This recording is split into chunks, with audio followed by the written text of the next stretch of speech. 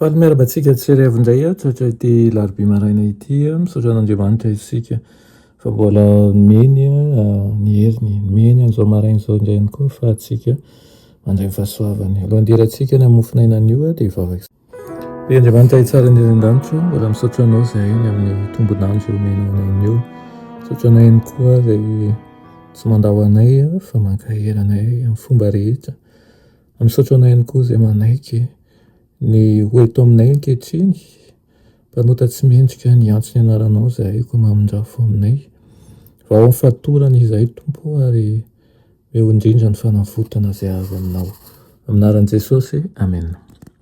Va teny mofinainantsika androany dia manao hoe ny olona sambatra indrindra nalaina amin'ny salama fa 1:1 manao hoe ampahafantatra ny lalanay na ianao fa vokisa-pifaliana no eo anatrehanao ary fafinaretana no eo an-tananao ankavanana mandrakizay. Amen. Ianao tsy ino fa rehefa miara-mandeha amin'i Jesosy dia tokony anjombonjombona. Ny olona sambatra indrindra eto ambonin'ity tany ity dia ireo izay matoky an'i Jesosy sy manatanteraka ny sitrapony ny sitrapony. Tsy hita eo amin'ny fiainan'ireo izay manaradia azy ny fisavorovoroana sy ny tsy fifaliana.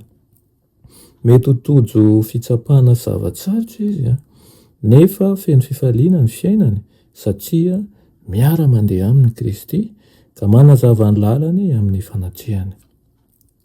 Rehefa mifoha amin'ny maraina ianao dia aoka eo am-bavanao ny fideranan'Andriamanitra ary rehefa mivoaka andeha hiasa ianao dia angatao ao anatin'ny vavaka ny fanampiny. Miandrasa ny hazo ravina ray avy amin'ny hazonaina.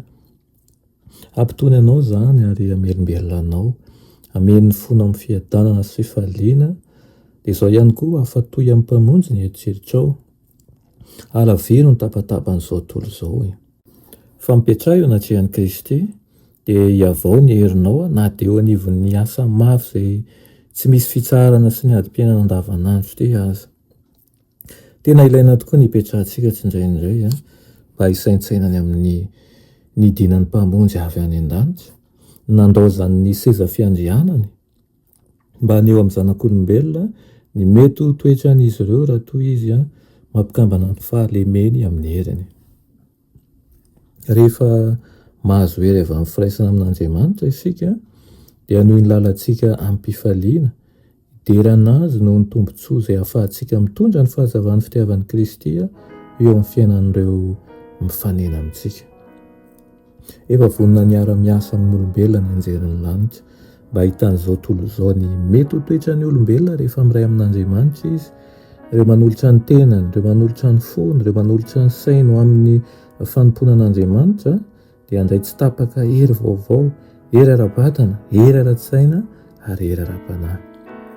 Natao azy ireo ny fanomezana tsy mety ritra ny lanitra ary amin'ny alalan'ny fahasoavana omenantsika no azahoantsika ny fandresena izay tsy ho azontsika mihitsy raha ny kilematoetrantsika sy ny ankelin'ny finoantsika ny jerena kanefa mahazo ny fandresena rehetra izay fahazon'i Kristy isika raha mandray azy amin'ny fahafenony.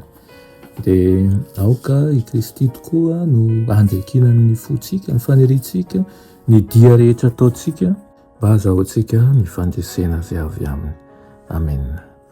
Vavaka isika, misaotra anao indrindra izay rayony amin'izany toky omenao anay izany, misaotra anao ihany koa izay nitaonanay mandraka riva ny eo aminao atsangano izay kivy ary ihany koa meo toky ny tsirairay avy aminay eto mba hahafahanay mahazo ny fandresena izay avy aminao. Anaran'i Jesosy, amen.